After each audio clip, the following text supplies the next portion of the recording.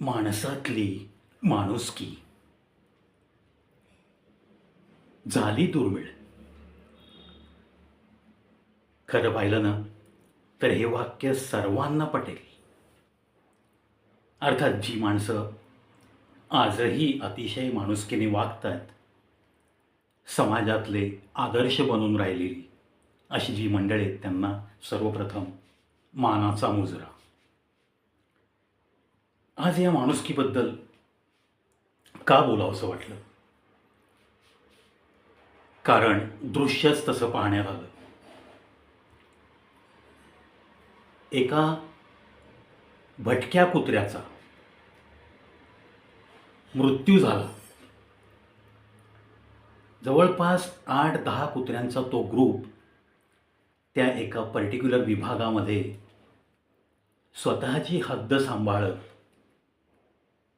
कोणी काही दिलं ते खाणं किंवा कुठेही रस्त्याच्या कोपऱ्यावर, एखाद्या बंगल्याच्या बाहेर जे काही कोणी दयेने खाऊ घालेल ते खायचं आणि गुजारा करायचा आणि आपापली हद्द सांभाळत दुसरं कुठलंही कुत्रं त्या एरियात आलं की सगळ्यांनी मिळून भुंकायचं.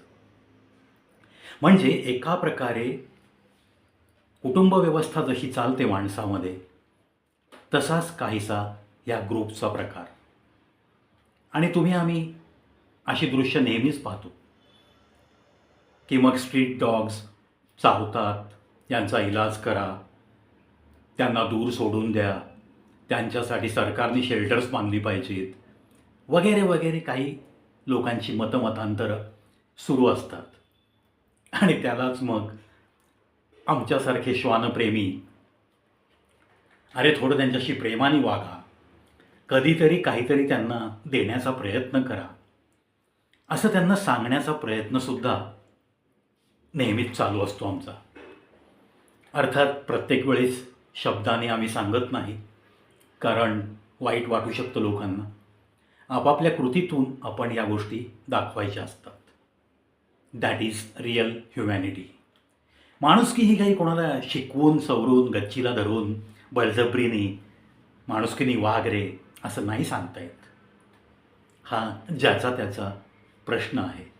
ज्याने त्यांनी लहानाचा मोठा होईपर्यंत काय कमावलं, या मेंदूमध्ये, या हृदयामध्ये त्याच्या कितपत माणुसकी आहे, त्याप्रमाणे तो नक्की वागत असतो.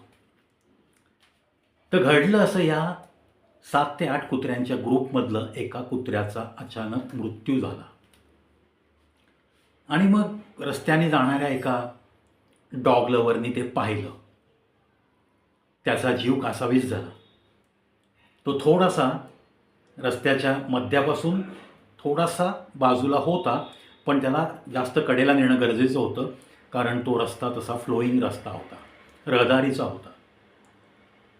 ह्या एकट्या डॉग लवरनी त्या कुत्र्याची बॉडी, जो आता या जगात राहिलं नाही आहे, रस्त्याच्या कडेला नेली आणि त्याच्या एका मित्राला ताबडतोब त्यांनी फोन केला. आणि तो मित्र येईपर्यंत ती इतर कुत्री, 5-6 कुत्री आणि हा डॉग लवर, त्या 5-6 कुत्र्यांना एवढं नक्की कळलं की हा माणूस आपल्या या मित्राला मदत करण्यासाठी उभा आहे.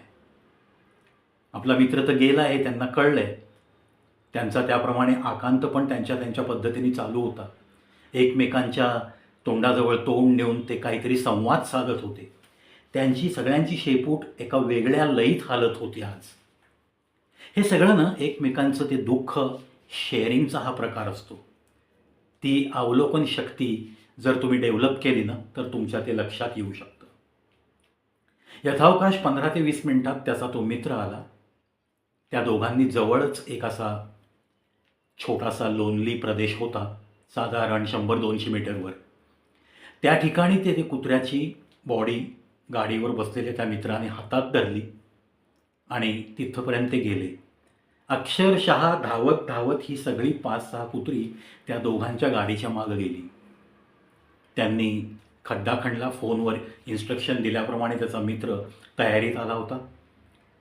हे जे डॉग लवर काम करतात ना, अतिशय निरपेक्षतेने करतात.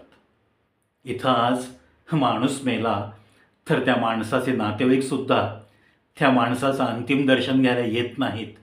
हे चित्र मी अनेक वेळा बघितलं आहे. त्यामुळं अशी चित्र मनातनं पुसली जात नाहीत.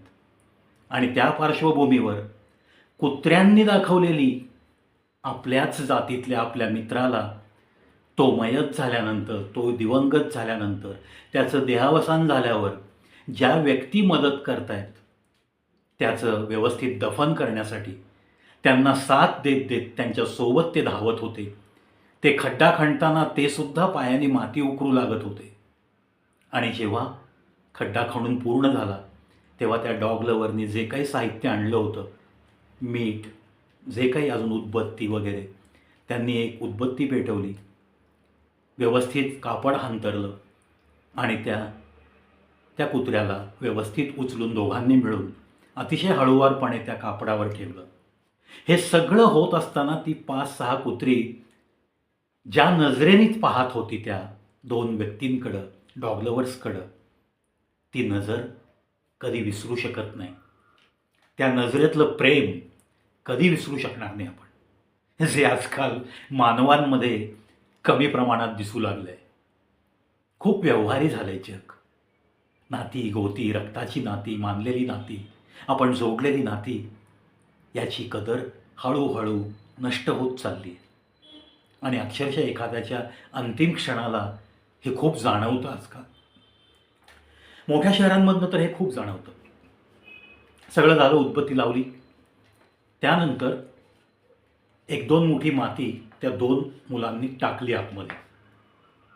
तेवढंच या 5-6 कुत्र्यांनी बघितल्या बाजूला झालेला खड्डा खणल्यानंतर जो मातीचा ढीग होता त्याची माती या सगळ्या कुत्र्यांनी तोंडानी त्या खड्डा मातीने भरण्यासाठी प्रत्येक कुत्रं झटत होतं आणि आपल्या मित्राचं शेवटचं दर्शन, शेवटचा वास घेऊन बाजूला सरकली. अशा प्रकारे त्या कुत्र्याचं फ्युनरल झालं. ही जी कुत्र्यांमधली माणुसकी पाहिली त्याच्यानंतर मला असं वाटतं की माणसांमधली माणुसकी पुन्हा जिवंत होईल का? असंच दृश्य जे पूर्वी दिसायचं एखादी व्यक्ती गेल्यानंतर, ते दृश्य पुन्हा दिसेल का हो? असा प्रश्न मनाला भेडसावतो आणि तोच प्रश्न तुम्हाला विचारून या व्हिडिओ इथंच थांबतो. मित्रांनो, त्या 5-6 कुत्र्यांना तहे दिल से सॅल्यूट करतो मी. आणि त्या अक्षरशः श्वानप्रेमींना, डॉग लवर्सना त्यांच्या कामामध्ये पुन्हा अशीच शक्ती मिळत राहो, त्यांच्या हातून असंच सत्कर्म होत राहो, याच सदिच्छा.